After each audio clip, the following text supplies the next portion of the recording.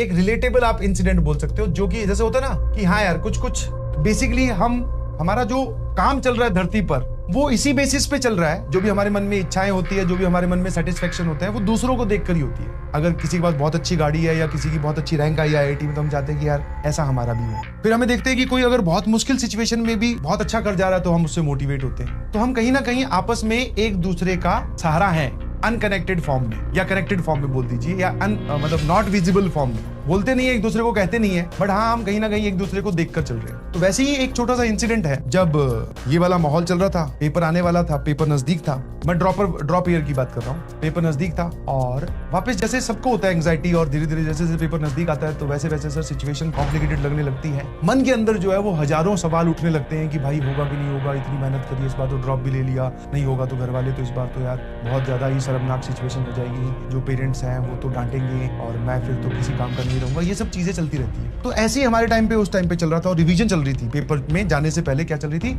Revision. Syllabus पूरा complete हो गया था, रिवीजन चल रही थी AIEEE के लिए।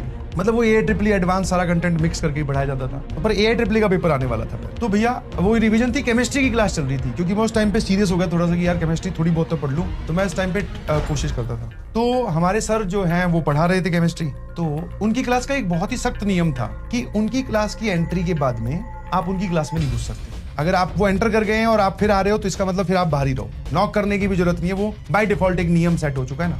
तो ये नियम था। तो भैया सर आए, उन्होंने वही जो रिवीजन शीट्स दी होती है, क्वेश्चंस वगैरह वो सब डिस्कस करने लगे। एक लड़का आया कम से कम 15-20 मिनट बाद में, 15-20 मिनट बाद में जो है वो उसके बाद में आया। पहली चीज तो उसने आते गेट खोला तो पूरी क्लास सुन मतलब कि भाई तू तो गया। मतलब होता ना ऐसा कि क्या कर रहा है भाई, देख तो ले कौन पढ़ा रहा है। हम सब मन आपस में जो होता है ना फ्रेंड वाली जो बातें होती है लैंग्वेज, उसमें ये तो बोलते हैं देख ले भाई कौन पढ़ा रहा है एक बार। इसकी क्लास में मतलब इनकी क्लास में या इसकी क्लास में बोल दो लेट आना अलाउड नहीं है, और तू अब आया है, और वो भी 12-15 मिनट लेट, ठीक है, तू तो आज गया। और उसके ऊपर उसने क्या कर रखा था, एक हाथ में उसके पास कोल्ड ड्रिंक का कैन था और दूसरे हाथ में चिप्स का पैकेट था।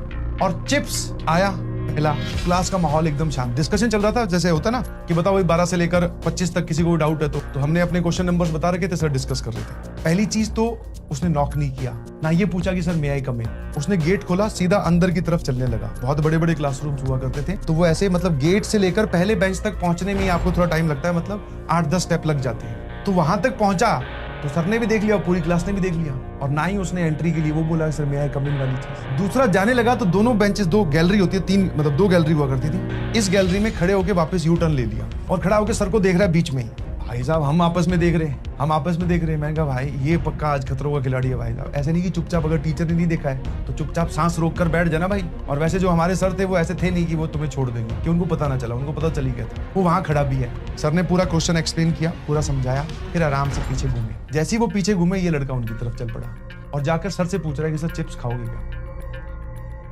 और हम भाई साहब उसके बिहार पे हम सभी को डर लग रहा, आ रहा है भाई क्या कर रहा है। और घूमकर उनको मतलब उनके पास जाके बोलता है सर चिप्स खाओगे क्या। अच्छा ये इतने पे एंड नहीं हुआ, इसमें और भी एक खतरनाक चीज, चिप्स का पैकेट खाली था।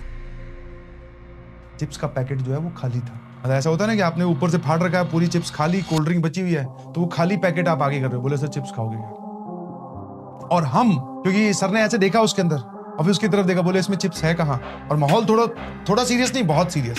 सर ने उसको कुछ नहीं बोला, बोले आप एक काम करो, चले जाओ बेटा, कोई मतलब कुछ नहीं बोले। फिर वो लड़का मतलब चिप्स खाओगे क्या, और वो डिस्कशन हुई थोड़ी सी, वो अपनी सीट पे चला गया। और सर और हम सभी लोग उस लड़के को देख रहे पीछे मुड़ के, सर सीधा सीधा देख रहे। वहां पे जाकर भी उसने, अभी खेल खत्म नहीं हुआ था, वहां पे जाकर अपना बैग उठाया, एक हाथ में कोल्ड ड्रिंक का कैन, चिप्स का पैकेट फोल्ड करके जेब में या पता नहीं बैग में, बैग उठाया, चेन बंद की, वो जो कॉपी वॉपी बाहर निकली हुई थी, बैग लेके चल पड़ा। और भाई साहब हमारे मन में चल रहा कि अब गया, अब मतलब इसकी सुताई होगी या फिर अब इसकी खिंचाई होगी, अब इसकी रेल बनाई जाएगी। वो आराम से बाहर चला गया, सर ने उसको तब भी कुछ नहीं कहा। भाई साहब अब ये जो है वो सारी क्लास की बात जो है ना पेट में पची नहीं, सारी क्लास की जो है पेट में बात पची नहीं। तो आगे लड़कियां बैठती है, उन्होंने बोल दिया, बोले सर आपने इसको कुछ नहीं कहा। फिर भाई अब देखते ना, बोले एक्सपीरियंस टीचर है, इतने सालों से पढ़ा रहे हैं, तो वो समझ गए थे कि इसके जो ये जो रिएक्शंस हैं ये अपने अभी सेंसेस में नहीं है, ये रिएक्शंस इसके डर की वजह से हैं, या फिर ये जो है धीरे धीरे अपना जो है वो अपने आप पे कंट्रोल लूज कर रहा है, समझे। तो उसके जाने के बाद में हम लोगों को उन्होंने बहुत समझाया कि ये जो है इसको बोलते हैं एग्जाम प्रेशर। ये प्रेशर के अंदर है, इसको नहीं पता चल रहा कि ये क्या कर रहा है, इसको नहीं पता चल रहा कि ये क्या कर रहा है, इसको कुछ आइडिया नहीं है कि ये क्या कर रहा है, किससे कैसे बिहेव कर रहा है। बट हाँ ये एक प्रेशराइज सिचुएशन में है। तो फिर डिस्कशन सर ने रोका और डिस्कशन किया इस मेन मुद्दे पर। उन्होंने बोला कि भाई देखो, तुम लोग पेपर देने जा रहे हो, लाखों करोड़ों या बहुत सारे बच्चे पेपर देते हैं हर साल, उसमें से कुछ फ्रैक्शन सेलेक्ट हो पाते हैं, मैक्सिमम फ्रैक्शन ना सेलेक्ट होने वाला ही होता है। तो ऐसा बहुत चांसेस है कि आप में से maximum of the students non selected category में आने वाले हैं। उन्होंने ये भी बोला कि भाई साहब, ये बात सुनने में रूड लग रही होगी, बट हाँ, ये एक फैक्ट है, इसको आपको एक्सेप्ट करना पड़ेगा कि अभी अगर मुझे 100 बच्चे सुन रहे हैं तो उसमें से 70 या 80 बच्चे जो हैं वो सिलेक्ट नहीं होंगे। हाँ, इररिस्पेक्टिव कि उन्होंने बहुत मेहनत किया इस बात का, सिलेक्शन कमेटी पे कोई फर्क नहीं पड़ता, पेपर पे कोई फर्क नहीं पड़ता। हाँ, तो बोले कि आप जो ये इमोशन, 2-3 टाइप के इमोशन होते हैं ना, एक खुशी वाला, एक एंजॉय वाला, एक सैड वाला, तो बोले आपकी सबकी यही है कि भाई सेलेक्ट हो, मेहनत करी है, घर वालों को प्राउड फील करवाएं। बोले वो सारी बातें एकदम जस्टिफाइड है, सारी बातें एकदम सही हैं, वो होना चाहिए, बट उसके चक्कर में आप अपने आप को ओवरबर्डन मत कर देना। ओवरबर्डन मतलब कि अगर सिलेक्शन नहीं हुआ तो सब कुछ खत्म हो जाएगा, ऐसा बिल्कुल मत सोचो। फिर उन्होंने लाइन से बहुत सारे बच्चों के एग्जाम्पल्स देने स्टार्ट किए।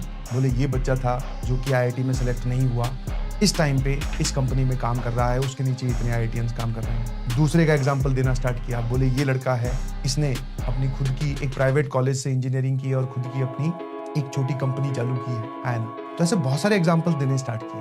तो उन्होंने जो बात बोली वही बात हम टीचर्स या सारे लोग आपको बोलते रहते हैं थ्रू आउट द सेशन कि आप आगे क्या होगा आपके साथ, उसके लिए आपको आगे जाकर देखना पड़ेगा ना भाई। ऑल्दो ये एक बहुत बड़ा टास्क है जिसपे आपने दिन रात एक की, आपके टीचर ने आपके साथ मेहनत की, आपने भी बहुत मदद की अपने आप की, बहुत सारी चीजें सेक्रीफाइस की, हम चाहते हैं हमारा सिलेक्शन हो, बट अगर नहीं भी हुआ तो वो सिचुएशन फिर वो किसके लिए है, वो मतलब उसमें कौन अपने आप को एक्सेप्ट करे? सर हम ही करेंगे, है ना, अपने आप को हम ही एक्सेप्ट करेंगे उस चीज को। वो भी तो एक इमोशन है ना। सेलेक्ट हो जाते तो ढोल बजाते भाई, है ना, मिठाई विठाई बांटते। नहीं सेलेक्ट होंगे तो दूसरे पार्ट वाला भी तो इमोशन है। कुछ नहीं सर, घर वालों से बात करेंगे, समझाएंगे उनको कि हमने मेहनत की थी, और जब आपने जेन्युइनली मेहनत की होती है तब भी पेरेंट्स कुछ नहीं बोलते, और अगर कुछ बोले तो सुन लो भाई। तो ये सारी बातें समझाई और लास्ट में एक बात बोली कि अगर तुम घबरा गए पहले ही एग्जाम देने से पहले ही सारी चीजें सोच सोच कर तो इस बात की 100% चांसेस हैं कि जो आपके पहले नंबर आने वाले थे वैसे नंबर नहीं आएंगे, पेपर उतना अच्छा नहीं होगा, बेकार होने वाला है। क्योंकि अगर घबरा के जाओगे तो, ज्यादा सोचकर जाओगे तो, ज्यादा सोचकर अगर पेपर में जाओगे, अपने आप से बहुत सारी एक्सपेक्टेशंस लेकर पेपर में जाओगे तो 100% पेपर बिगड़ेगा। हाँ, उसी तरफ अगर आप रिलैक्स होकर और इस बात को एक्सेप्ट कर कि अगर मेरा रिजल्ट सिलेक्ट नहीं हुआ तो भी मैं कंफर्टेबल हूँ, कोई दिक्कत नहीं है। ऐसे n एग्जाम्पल्स हैं। वापस n एग्जाम्पल्स पे सर कैसे भरोसा करें, क्योंकि हम सबकी जिंदगी चलती है तो एक दूसरे को देखकर है। इस बात की शुरुआत मैंने इसी लाइन से तो की थी कि हम एक दूसरे को देखकर ही जिंदा है, कि ये भी तो ऐसा कर रहा है। समझ में आया? तो अगर आप नहीं सिलेक्ट होते हो तो उसमें भी कोई घबराने वाली बात नहीं, ठीक है। तो घबरा कर अगर पेपर दोगे, सिचुएशन से डर के पेपर दोगे तो 100% खराब होगा। बिना डरे दोगे तो जैसा पहले होने वाला था घबराने वाली सिचुएशन में, उससे बहुत बेहतर होगा। तो आपके हाथ में जो चीज है दैट इज सिर्फ और सिर्फ आपकी पढ़ाई, उस पर ध्यान दीजिए, आराम से पढ़ाई कीजिए। सारा चीजें आपको पता है कि आपको क्या करना है, क्या नहीं करना है। रोजमर्रा की जिंदगी में या रोज डेली रूटीन में सर हम बहुत सारे गोल सेट करते हैं कि आज भैया मैं 20 PYQ कर दूंगा, फिजिक्स के 20 केमिस्ट्री के और 15 मैथ्स के मान लेते हैं। जो हम टारगेट जो डिसाइड करते हैं उतना कंप्लीट नहीं कर पाते। तो डेली बेसिस पे हमारे टारगेट वाइज भी बैकलॉग होता है, सबको होता है। हम भी मैं भी तुम्हें जो इतना ज्ञान दे रहा हूँ, मैं भी सुबह उठता हूँ तो बहुत सारी चीजें पेज पे लिख लेता हूँ कि आज ये करना है, ठीक है, ये बैंक का एक काम है, ये भी हो जाना चाहिए। फिर एक को फोन करना है, किसी से कुछ चीजें मंगवानी है, वो भी हो जाना चाहिए। इस बैच की PPT बना देनी है, ये कर देना है। तो जितनी भी चीजें सोच के लिखते हैं वो सारी नहीं कंप्लीट होती सोते वक्त। उसमें से कुछ हो पाती है, कुछ पे टिक लगता है, कुछ पे क्रॉस लग जाता है। वो क्रॉस वाली चीजें जो अगले दिन पे ट्रांसफर हो जाती है कि आज कर देंगे। तो ये हर उम्र में चलता रहता है, सबके साथ चलता रहता है। समझ में आएगा नहीं चलता है तो आप उसका लोड मत लीजिए, बस पढ़ते रहिए प्लीज। एक दूसरे को देखकर जिंदा रहिए। जिंदा तो आप हैं ही, खुश रहिए कि ऐसा जब इनके साथ अच्छा हुआ तो हमारे साथ भी हो ही जाएगा। और एक बात इसमें यह भी है कि सबकी सिचुएशन अलग अलग है और हमेशा हमें ऐसा लगता है कि अगर हम दूसरे की सिचुएशन में होते तो कितना मजेदार होता, मैं ये कर देता, मैं वो कर देता। तो अपनी सिचुएशन बदलने के हिसाब से ना सोचें। जिस सिचुएशन में है, जिस भी ढंग में है, जिस भी गांव में है, जिस भी शहर में है, जिस भी कमरे में है, जिस भी हालात में है, वहीं से ही आपको पढ़ना है। क्योंकि भगवान ने वो सिचुएशन, उस सिचुएशन में आपको डाला किसने? भगवान ने। तो जो भगवान करता है तो भाई उनके जो बोलते ना फैसले, उनको तो आज तक कोई भी ना ही कोई समझ पाया और ना ही कोई चैलेंज कर पाया। इसीलिए मस्त रहें, रिलैक्स रहें। ऐसा ही होता है सबके साथ। तुम्हारी एज के बच्चे सेलेक्ट होते हैं इसी डर के साथ, इसी फियर ऑफ प्रेशर के साथ या फिर फियर ऑफ फेलियर के साथ आगे बढ़ते रहते हैं और फिर एक दिन जो है जब रिजल्ट आता है तो फोड़ देते हैं। और नहीं भी अगर कुछ फूटता तो कोई बात नहीं, मस्त रहते हैं। बहुत सारे लोग हैं, बहुत सारे बच्चे ऐसे